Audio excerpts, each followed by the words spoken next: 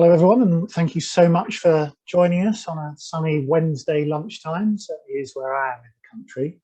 So my name's Keith Reed and I'm the CEO at the ParentInfant Foundation, standing in for my colleague and your usual host, Sally Hogg, who's the coordinator of the first 1001 Days movement. We just begin recording.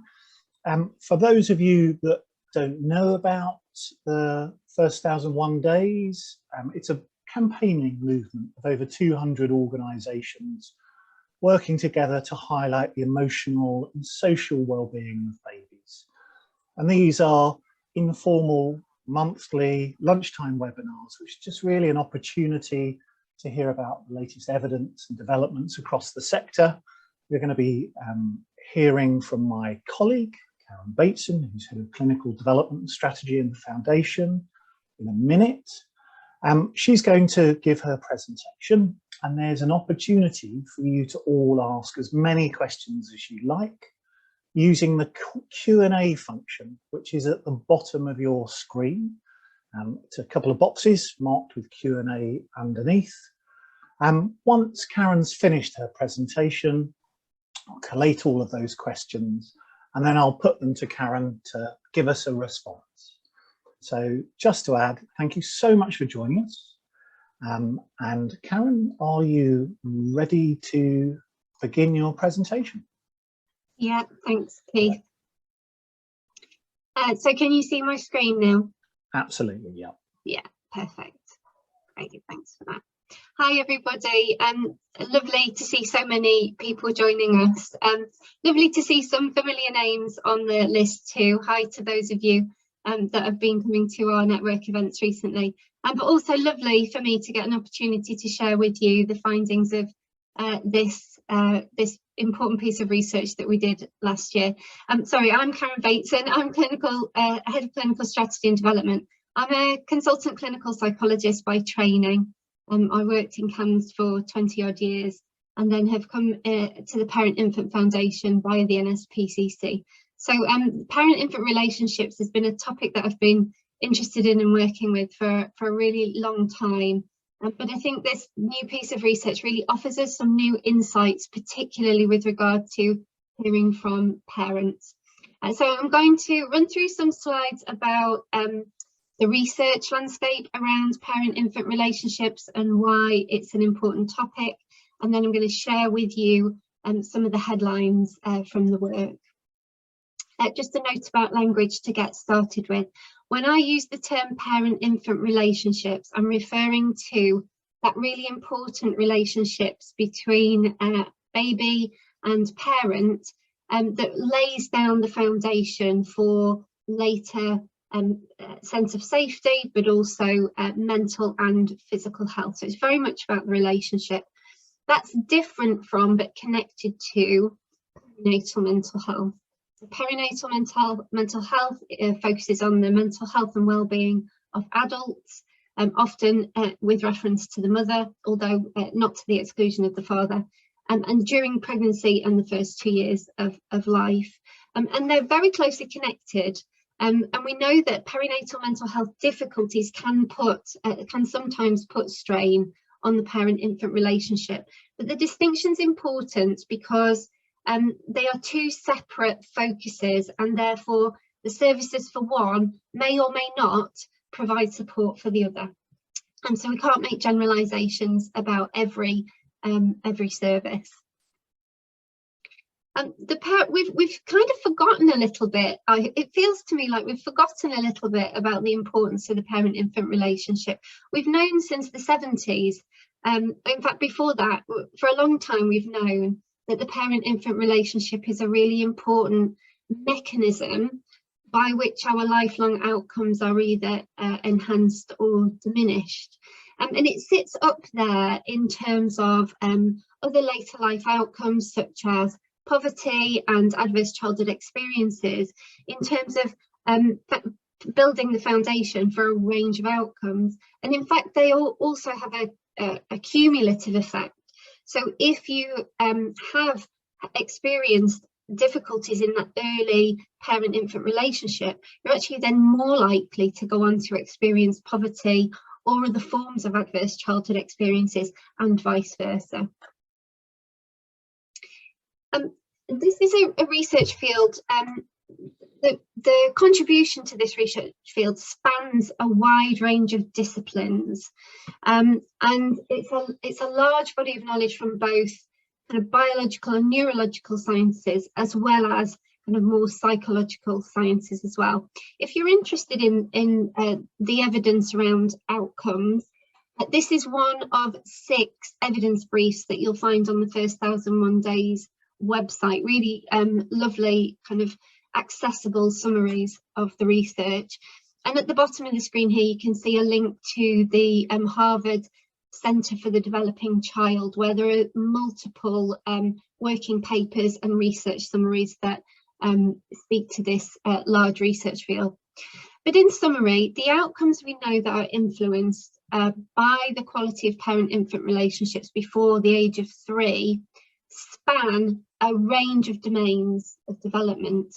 And there are two kind of really key points about this. One is that the outcomes are not restricted to childhood. So we know that, for example, adversity and difficulties in the parent-infant relationship very early on can be mapped onto outcomes throughout life, including there was a recent paper about the link to the risk of dementia, for example. The other key message is about the impact not being restricted to mental health. So whilst it might be likely that significant parent-infant relationship difficulties show up in a person's mental health later in life, it could also be the case that actually we first notice the impact of those difficulties through school or through a child's contact with social care, for example.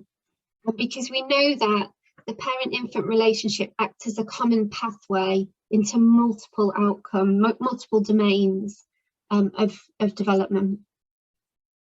With regard to safeguarding, we know that persistent and significantly disorganised parent-infant interactions are both a form of child maltreatment, but they also increase the risk of future maltreatment for a child, to the extent that 80% of children in care are known to have what's described as a disorganised attachment, this particularly significantly difficult interaction, parent-infant relationship. And just a reminder that children under 1 are disproportionately at risk from both death and serious harm by carers, to the extent that around 30% of serious incident reviews relate to children under 1. This is a review by Professor Jane Barlow at Oxford with Angela Underdown. She was looking across the literature about how parent-infant relationships and child maltreatment interact, and her conclusion was that the research strongly points to the need for assessment and intervention during pregnancy and the first postnatal year. And then finally, there is evidence to show that the economic case for investment in parent-infant relationships is good. There's a good case. So there isn't any solve-all interventions. It would be wrong to suggest that solving all parent-infant relationship difficulties will kind of, solve all our problems. And there isn't one intervention that works for every family at every level of need with regard to the parent-infant relationship either. However, we do know that investing in early relationships is a sound economic investment, and that return on investment is highest when that investment is during the earliest years of life. Again, there's a nice evidence brief about the economic case for investment on the First 1001 Days website. And just to draw out those points a little, if you look at this graph on the right, the blue line represents how sensitive our brain is, how our development is throughout the life course. And you can see that at the age of 2, our brain is maximally sensitive to environmental input. The orange line shows us how much effort is required to effect change. So that goes up things get harder to change as we get older, and the brain becomes less sensitive to those effects as we age. Although it's worth pointing out, it never gets to zero. There's never a point in our lives where change is not possible. And that's an important message in terms of later intervention. But what this graph shows us is that the return on investment is in the earliest years where this gap is at its biggest. And what you can see on the left here is a research project that was published last year at King's College London. They found that adolescents who were parented less sensitively by the time they were 4 to 6 years old cost on average £22,000 compared to only just over 1,600 when you compared it to adolescents who'd been more sensitively parented. And that particular paper is important for two reasons. One is because the magnitude of the cost saving, so it's around a factor of 13, aligns very closely with previous work done in other parts of the world, particularly in America. But this is a British study, so it clearly replicates the magnitude of the cost saving. The other reason it's important is because it shows that cost savings can be achieved within a decade. So, you know, I think there's sometimes this view that people have to wait a very long time for early intervention to save money, but actually this research project clearly shows that it can be done within a decade. So I'm going to move on to the piece of work we did in Wales. The summary report is available in both Welsh and English. There is a full technical report with extensive data tables available on request. Particularly if you're interested in methodology, you might want to look at the longer report. We've only been able to do this piece of work thanks to hundreds of parents in the South Wales area, many practitioners and managers and experts. We drew an expert advisory panel from across Wales, and we were commissioned by the Early Years Transformation Board. Martha is a specialist health visitor who we seconded onto the project team, and she was our local eyes and ears for this project. So this is the area of Wales we were commissioned, Cwmtaf Maganog. It covers the 3 local authority areas of Bridgend, Rhondda and Taff, and Merthyr Tydfil, and there's one health board that covers all 3 areas, CTM-UHB. We were asked to do 5 different things. We were asked to map the existing support and any gaps for parent-infant relationship support in the first 1,000 days of life. We were asked to understand what the local population needs, and we've also done some service demand predictions. We were asked to map workforce strengths and training needs, and to consult local parents. So I'm going to give you just spotlight some findings from each of those 4 work streams. And in the summary report, you'll see that we've provided a development plan. So the key findings were that we found examples of really good practice at a universal and targeted level. There's a really strong parenting support and family support offer, multi-agency support offer at a universal and targeted level. That was in pockets, and there is some need to join things together. But practitioners really offering good quality interventions which either reduce general risk factors or increase protective factors. And we know particularly that family stress is a factor that can put strain on the parent-infant relationship. So anything that's reducing family stress is helpful. However, we also find that across the area in question, around 20% of babies are experiencing parent-infant relationship difficulties that need something more than universal or targeted input. That's slightly higher than a general population figure. We'd normally expect to find about 15% of babies needing more than universal or targeted.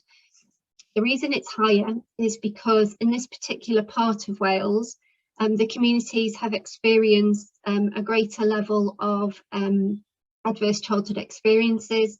When you look at the local data, it's an area that experiences high levels of poverty. Child health outcomes are poorer. Well, indicators of child health, should I say, are poorer. There are a range of reasons why there are additional risk factors for the parent-infant relationship. So we predict that it's 20% rather than 15%. We found that the biggest gap generally in the system was at a specialist level, so that's specialist provision.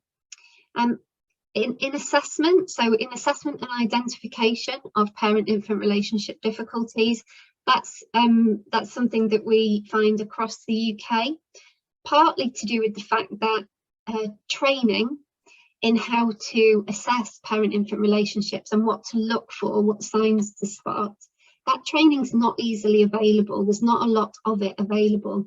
Most of the training in this sector focuses on intervention. So it's not a surprise to find that assessment and identification is a bit of a gap.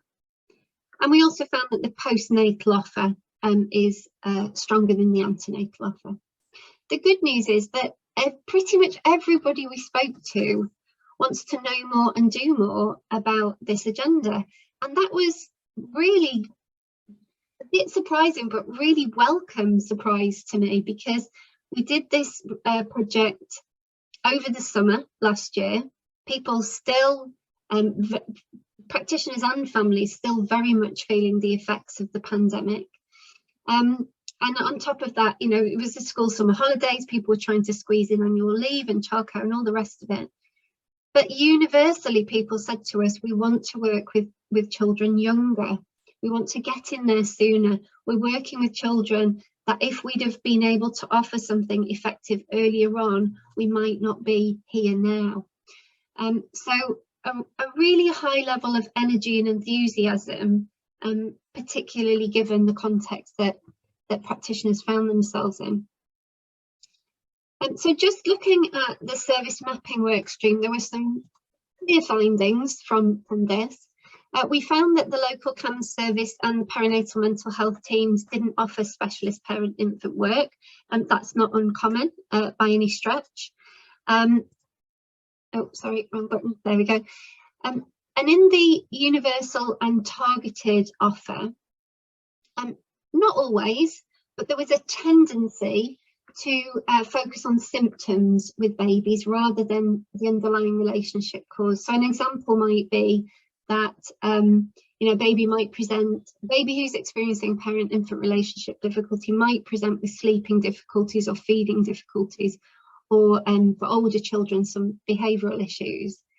And there was a good offer, a good parenting support offer around those kinds of presentations. But for some families, actually they were a manifestation of a parent-infant relationship difficulty, and there was a tendency to stick with the symptom rather than kind of get underneath and focus on that cause.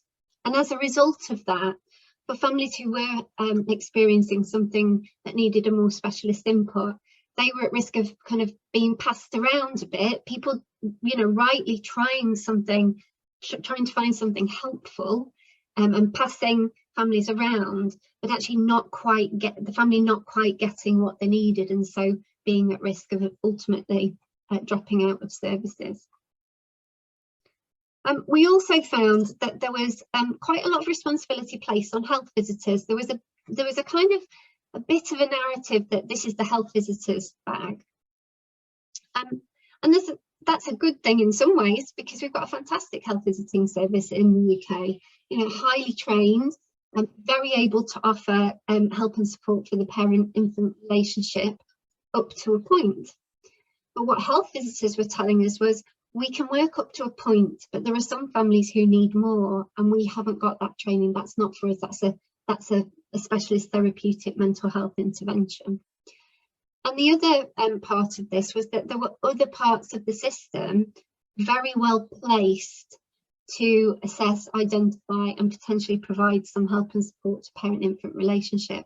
So there were certainly opportunities to strengthen the relationship focus in other parts of the system. And for example, we found that the early language service was seeing hundreds and hundreds of one-year-olds who you know, given the connection between relationship difficulties and social and communication difficulties, there's clearly an opportunity there to support our early language colleagues to know what to look for when that's a manifestation of a relationship difficulty. As we find across the UK, we found that workforce development was both a current and future challenge. What I mean by that is that there isn't a parent-infant workforce as such, and there isn't a workforce development plan for a parent-infant workforce, either across Wales or in any of the other home nations at the moment. And so it's a confusing picture with regard to who can do the work and where those staff can be found. And we anticipate that that will continue for a little while. And I'll say a bit more about that probably later on in the questions. And perhaps specific to COVID, or perhaps specific to Wales, it's not uncommon for there to be very short-term funding, so kind of 12-month pots of money. And whilst that's extremely well intentioned, it creates churn in the workforce because you've got staff moving between short-term projects. And we found that practitioners and managers were telling us that that's really undermining relationship-based work. Also, that support for dads and peer support opportunities are very highly valued, but limited at the moment, and even more so during COVID.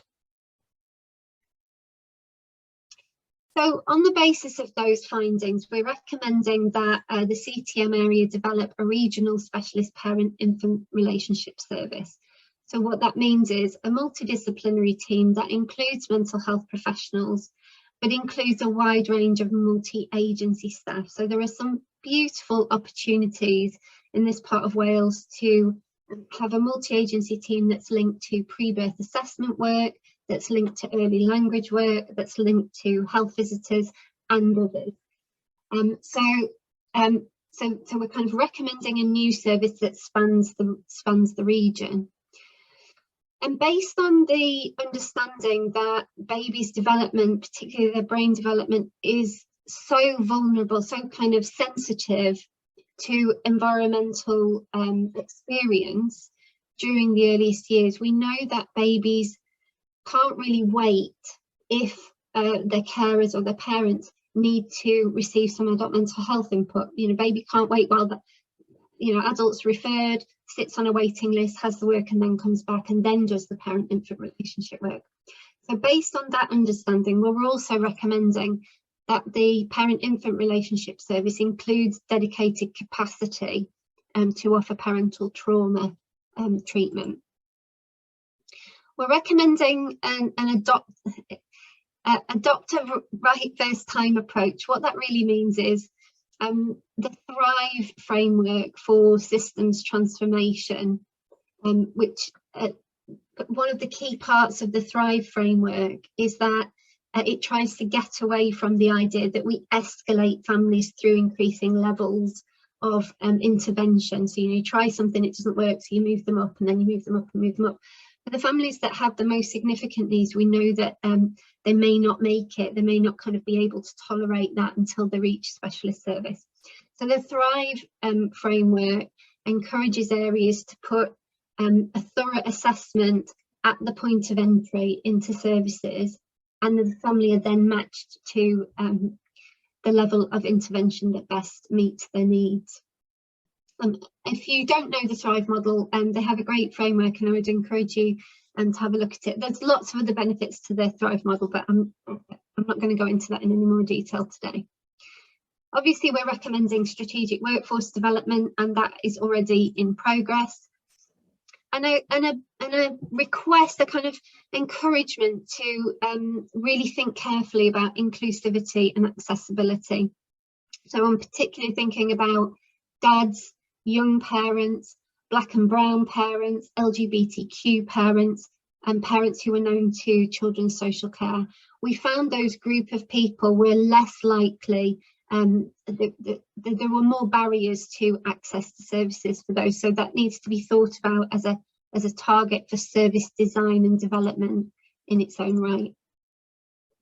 So our vision is a whole system approach, the idea that there's already pockets of good practice out there that would benefit from being joined together with the inclusion of specialist input, and that whole system is trauma informed and aligned to the NEST model. The NEST model is a new proposal for how CAMS will be organised in Wales. Again, I'd strongly encourage you to look at that if you don't know about it already. Our vision includes the idea that specialist teams would use 50% of their time to drive capacity across the workforce.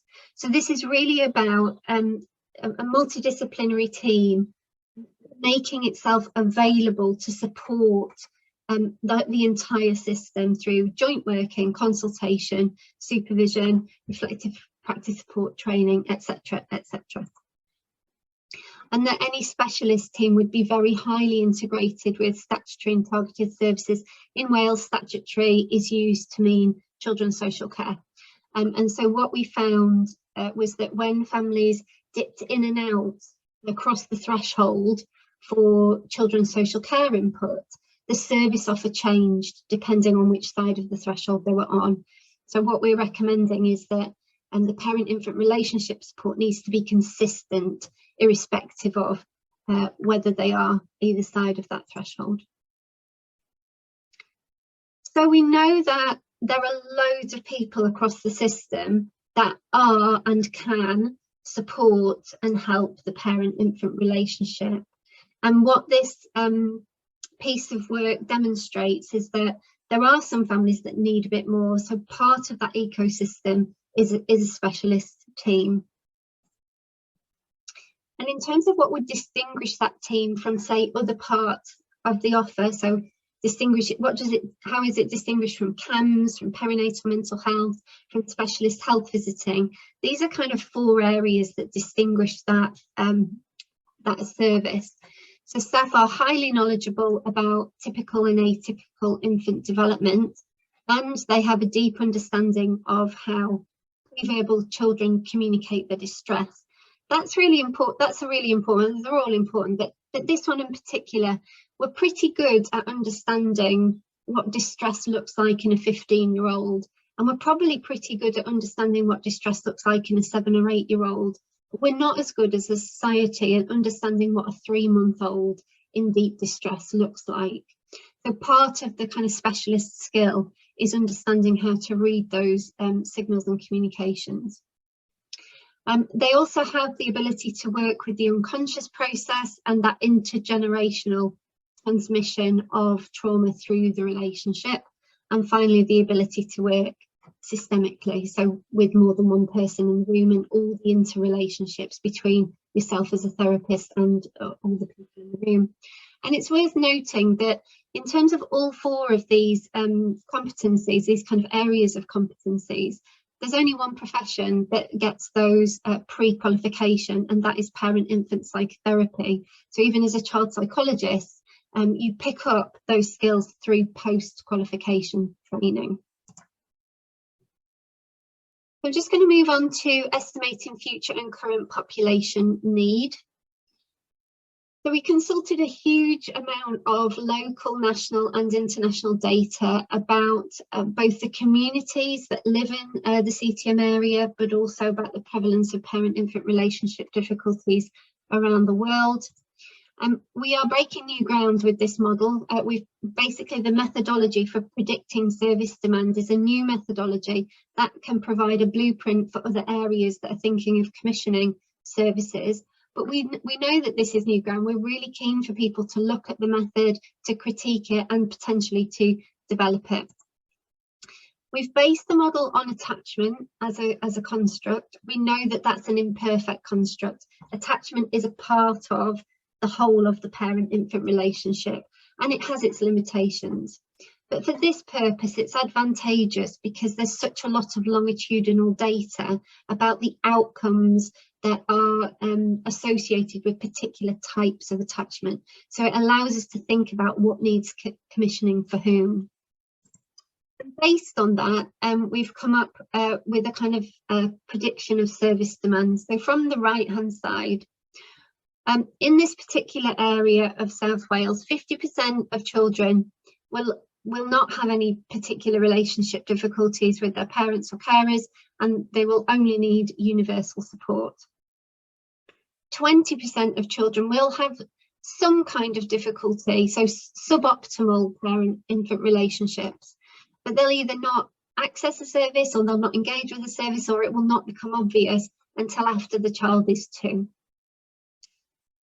I actually can't see that figure on my screen because I'm sharing, so the dashboard is in the way, but I think that says 8%. From memory, I think that says 8%. So 8% of children will access some form of targeted support, and that will be beneficial and sufficient.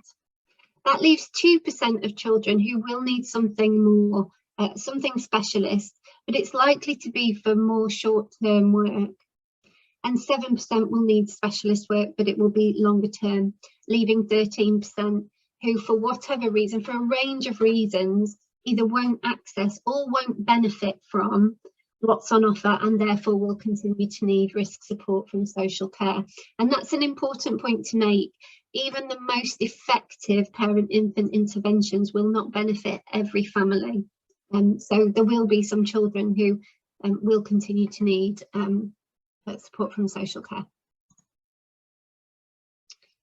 I'm just going to move on to talk about what parents told us. We used a mixed methodology of 41 in-depth interviews with local parents, and then a quantitative survey that was distributed via social media.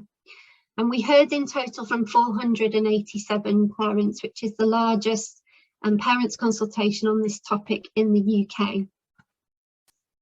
And it's a really rich data set. I would really encourage you to read the reports and look at all the findings. But one of the key findings for me was that parents really understand the importance of the relationship with their baby. So we gave them a pick list, and they kind of rated that the relationship between a baby and its parents is the 3rd most influential factor on child development. I'll show you the graph in a second.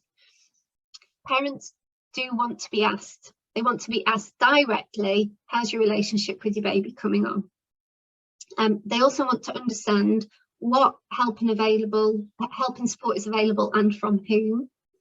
But that's not their typical experience. The typical experience is that nobody mentions it, nobody talks about it. And that reinforces for them, for parents, a sense that this isn't something that should be talked about. And parents talk with us very clearly about how frightened they are of being judged, of the stigma of asking for help, and of having their children removed. And that fear of feeling like I'm failing as a parent they were worried about that, both from practitioners but also from friends and family. A cohort of parents, 15% of parents, told us that when they are given parenting information, that implies that there's a right way to do things, that there's a kind of ideal standard that they should be aiming for, that makes them feel worse and less likely to ask for help. And I think there's an important practice recommendation in there about the importance of the relationship when you're giving advice, because for some parents it's not going to be received as helpful. You know, using your professional skill and judgment to tailor how you give information is critical, because of that, basically that risk of harm to that cohort of parents. Parents are really clear they want dads to be involved from the start and throughout in any service offer, and they value peer support opportunities hugely. So this is the graph. 487 parents. The relationship with parent and baby came 3rd after violence in the home and parents who use drugs, so more highly than parents who drink heavily, parental mental health, and parents arguing. As I said at the beginning, I've worked in this field a long time, and this surprised me, I have to be honest. I was really pleasantly surprised and impressed at how important parents understand the relationship to be in their child's development. A 3rd of parents had been asked at some point, how's your relationship coming on? How are you feeling about your bond with your baby, or words to that effect, which I think is credit to the local staff. 30% of parents have been asked directly. That's great. Interestingly, within that group of parents, there wasn't a single dad. There wasn't any parents who were under 25, and no parents who'd had children's social care input. And so there's some targeted outreach that we need to do. We need to kind of think about that from a practice level, about making sure we're asking everybody. 3% of parents had been offered some direct help and support, and 93% of those people said it was helpful. This offer of direct help and support tended to be from the health visitor and tended to be postnatal, although not exclusively so. When we asked people, was there enough support, 50% said no, a third said yes, and 14% said they didn't know. What we're not able to do with the data we've got is check whether this kind of third is the same as this third. In other words, does the act of just asking a parent, how is your relationship with your baby coming on, is that enough to communicate to a parent that somebody's interested, there is help and support available if it's available, if they need it? So there's a lovely study in there for somebody to kind of follow up on whether that's a sufficient practice. And this was how the factors around parental worries was rated. I would be worried about being judged. I'd be worried about people thinking I was a failure. I wouldn't know who could help me. I'd be worried about having my children taken off me. My friends and family would help me. I'd be worried about my partner or family disapproving. So I think that's really interesting. It chimes very closely to a much smaller piece of work we did in Essex in 2020, qualitative interviews, but exactly the same message about families being very worried about stigma and judged and having children removed. With regard to the workforce strengths and training needs, it's a really rich data set. We heard from lots of different kinds of professionals across health, social care, education, voluntary sector. So I'm not going to go into all the detail of that, but there are some key kind of headline findings. One is that we need to increase the whole workforce awareness about the importance of signs of and responses to parent-infant relationship difficulties. So some parts of the workforce told us they feel very excluded and cut off from this agenda, notably GPs. But other parts of the workforce who actually really just want to know more, midwives, social workers, nursery workers, lots of people saying we just want to know a lot more about this and we really do want to have more training. Clearly in a workforce development plan, what a GP needs is very different from what a social worker needs. So the plan needs to be tailored in that sense. And just going back to the point about pre-qualification training, we know that there isn't enough content about parent-infant relationships on most pre-qualification training courses. So that needs to be addressed, as well as the provision of post-qualification. And this is just one kind of highlight from that work stream. So this is relating to the children's social care respondents and family support. One of the questions we asked is, have you ever had any concerns about parent-infant relationships in the families that you've worked with? During the antenatal period, 40% of children's social care and family support staff said no, never. 40% of them have never had a concern antenatally. 20% of that staff group had never had a concern about a relationship postnatally. And I think that reflects access to training. I don't think this is you can see at the bottom here, it says 14% of the staff had never had any relevant training, but of the 86 that had, much of that training had been quite light touch and had actually been quite recent. There's been some good investment recently in training. So I think this indicates a training need for this cohort of staff. But interestingly, of all the other professionals, a quarter of them said if we came across a parent-infant relationship concern, we'd refer to children's social care or family support. So there's a bit of a mismatch between what children's social care and family support feel they can confidently offer versus what kind of the referrers to those services, what their expectations are. We made some national recommendations as well. So these are for the Welsh Government and national policymakers. We're recommending that all babies across Wales have access to specialised parent-infant relationship team. And there are two fantastic teams in Wales, one in Cardiff, one in Gwent. But that means that there's many areas of Wales that don't have access to it. So there's nothing unusual about CTM in not having a specialist team. And we're recommending that that rollout is supported by a workforce development plan, which is funded. We've also recommended that investment needs to be based on long-term baseline funding rather than short-term funding cycles. We've recommended that the maternity strategy is updated in light of new NICE guidelines.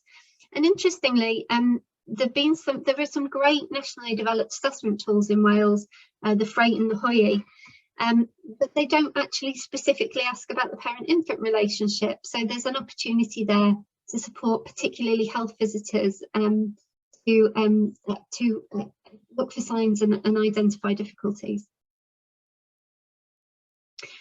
So in terms of the actions that are happening next, we're disseminating this report widely. There's a multi-agency steering group set up locally, and this report's been built into the early years transformation business plan for the following year. It's very likely that they'll recruit a project lead to help them develop this work. And I'm doing some communication principles based on that idea about how you talk to families about this is really important. And we want to try and minimise the risk of harm in that conversation. But also I've kind of pulled together a training guide, which includes quite a lot of free training that's available online. I just want to bring us to a close. I've just got a couple more slides left. The concept of parent-infant relationships and infant mental health can present a challenge to the system. And I think that's for a number of reasons. I think people wrongly assume that very young children could never possibly need a specialist therapeutic input. You know, they think that it's very little baby, universal and targeted offer will be enough. They think that infant mental health means that we're bringing concepts from adult mental health. So, you know, diagnoses and prescriptions and kind of everything that goes with adult mental health, and we're bringing that and superimposing it on babies, which again is not the case. This is much more about the neurological, biological, psychological impact of experience, a different paradigm. And I think generally as a society, we don't understand well how babies communicate distress. And I think another reason that this whole area can be challenging to systems is because effective work delivers against multiple policy areas. So you could put parent-infant relationship work in social care and see good benefit, or in CAMS and see good benefit, different parts of the system. But that presents a challenge then, because people aren't quite sure where to put it. And finally, adults, this isn't just about adults, and it's not about just children either, it's about the two together. And so the way we've currently got systems set up, it's not immediately obvious where a parent-infant relationship team should sit. And our position on that as a foundation is that there isn't only one way to get this right. There are multiple ways that you can get this right. But the key factor is that that a service is landed in a locally intelligent way, so that it kind of builds on strengths of the local system and is well connected to other parts of the system. I just want to remind you of a couple of things. One is the AIM UK, the Association of Infant Mental Health UK, have developed a very useful competencies framework for this field. And if you haven't already seen that, I'd really strongly recommend it, both as a personal CPD framework, but also in terms of being able to think about workforce development across the piece. Just a bit of a plug for ourselves. It's our vision that all babies have a sensitive and nurturing relationship as the foundation for lifelong outcomes around safety and health. And our website has an abundance of free assets and resources to you, not least the development and implementation toolkit. So please do make use of those resources. And if you are in any way considering strengthening parent-infant relationship help and support in your area, please do get in touch. We'd love to have a conversation with you about supporting you to do that. So finally, just to say, Infant Mental Health Awareness Week this year, always in June, early June. The theme this year is understanding early trauma, so do watch out for social media and other calendar events during June. I'm going to finish there. I'll stop sharing my slides, and then Keith, if there are any questions, I'd be really happy to respond. Thanks, Karen. Really engaging. And just to prove how engaging it is, everyone stayed till the end. So very well done. And there are plenty of questions as well. Okay. So if I may start off, what do you mean by a parent-infant specialist? Is it someone who's medically trained, a psychologist, or is it a trained therapist?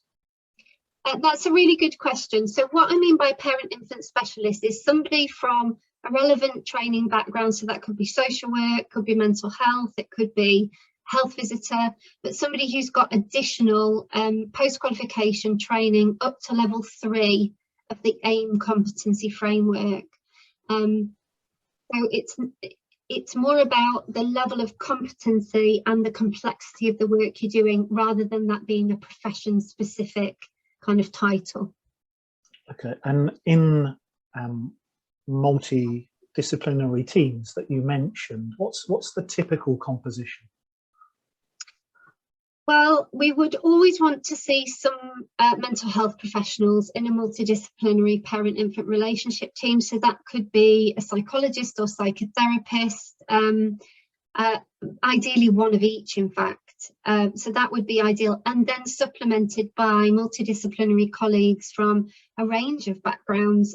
So, for example, in the Essex team, they've got a specialist health visitor, they've got family therapy, they've got psychotherapy, psychology and art therapy in that service. So in another teams, there are key workers, midwives, there's lots of different occupational therapists.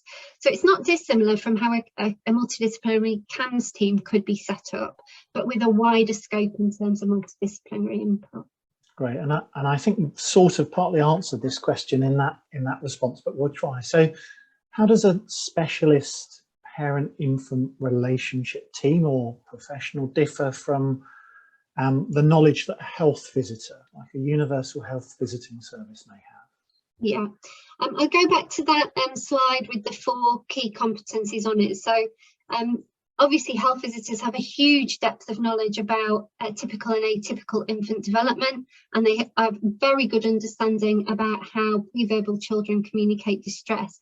But in their training, they may not necessarily have had any training around working with the unconscious process, so the kind of therapeutic skills of working with the unconscious and with that intergenerational transmission of relationship, and then also working systemically. So understanding the therapeutic skills that you need to work with parallel process and with different people in the room.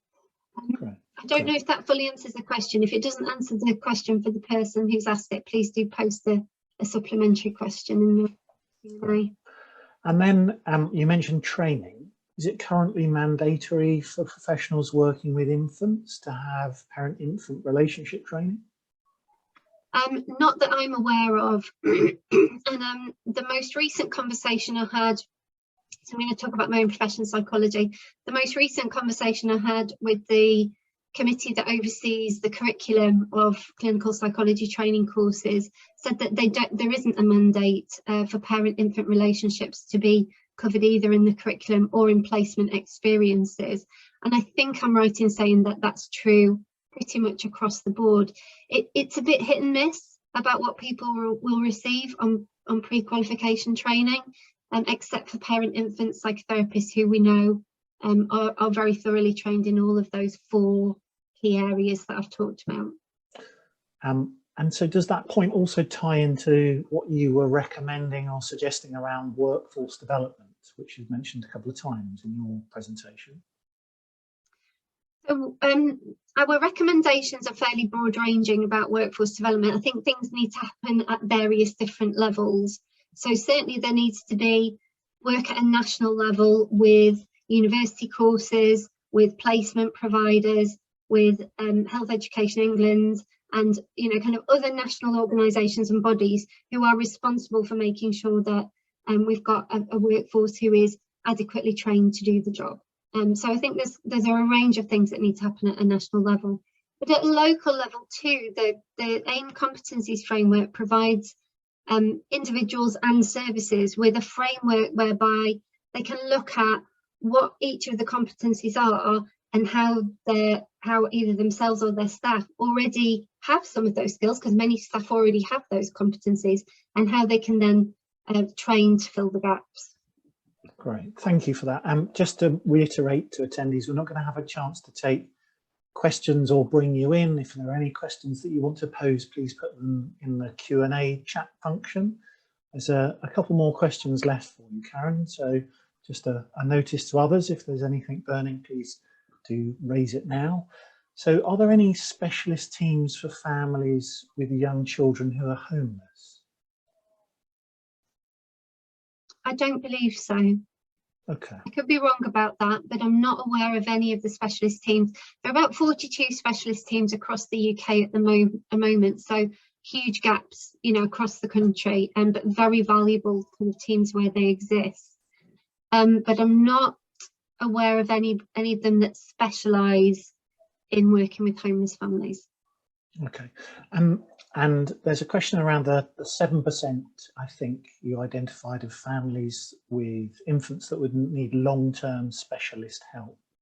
Yeah. Do you envisage there being any areas in the country where a specialist team is unnecessary or not required, given the numbers of families that might need that service? I think there certainly needs to be some local flexibility. So in many areas, a multidisciplinary team would be the ideal scenario, but maybe due to population density or geographical, kind of the geography of the region. I'm thinking about the work we do with colleagues on Orkney, the colleagues in NHS at Highlands. There are some parts of the country where a full multidisciplinary team it's just not realistic to think that way.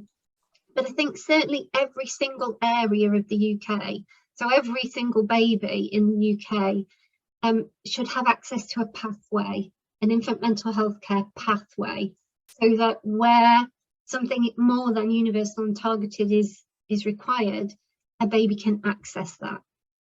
But I absolutely accept that will need to look different in different parts of the country.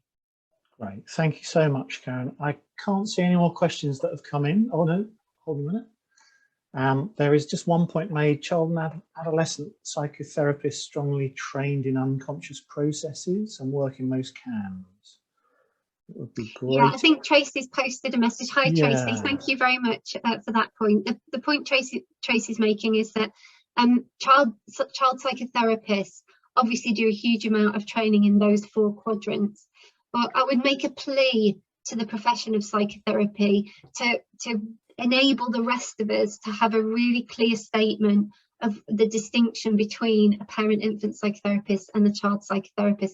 We've got lots of brilliant child psychotherapists working in both CAMS and parent-infant relationship teams with all the requisite specialist skills, but we don't yet have a clear articulation of the differences between them from the profession of psychotherapy, and that would be massively helpful if there's anybody in a position of influence on the webinar. That's great, Karen. That's all the questions we've had in. Thank you once again to all the attendees for your engagement and for staying with us, and also, Karen, for your offer of help and support to anyone that's interested in building up their parent-infant services and teams across the country. I hope everyone has a good rest of the day. we're going to call this webinar to an end and look forward to you joining us in the months to come. Thanks again. Take care. Thanks, Keith. Thanks, everybody.